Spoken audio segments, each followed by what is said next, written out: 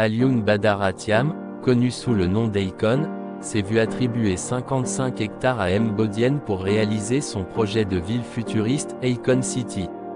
Mais, ce site dont le 1 hectare est estimé à plus d'1 milliard francs CFA, s'est révélé être un véritable braquage foncier. Les travaux devaient commencer en octobre 2021, car il est stipulé dans le contrat signé entre Akon et la SAPCO, que le promoteur valorise le site dans un délai d'1 an. Mais, jusqu'à ce 8 mars, aucune brique ne trône sur le site. En effet, les termes du contrat sont violés dans tous les sens. Akon agit en toute impunité et les autorités n'ont posé aucun acte pour le mettre en demeure. Depuis qu'il a procédé à la pose de la pierre, l'homme d'affaires a disparu, se désole le coordonnateur local du Forum civil Ibrahima Niang.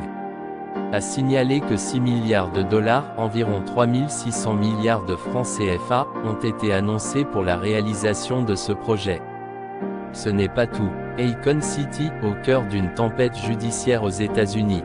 Alioune Badara Thiam alias Akon est traîné devant la justice américaine par Devin Stevens.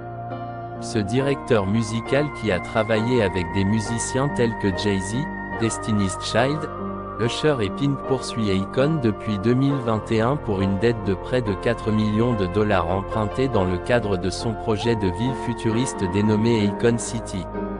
Akon n'a fourni presque aucune transparence sur qui investit dans Akon City ou sur la manière dont elle sera prétendument construite.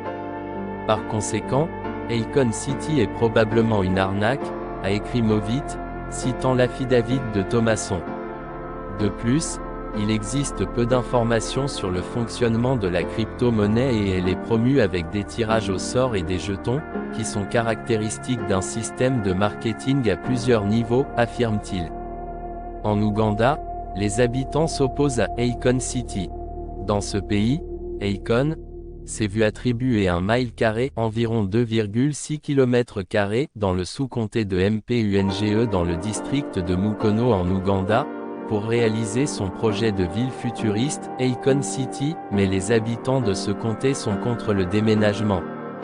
Conformément à la promesse du gouvernement de donner à Akon des terres pour sa ville, la commission foncière ougandaise, ULC, a délivré au chanteur sénégalo-américain un titre foncier afin qu'il puisse construire sa ville dans le district de Mukono.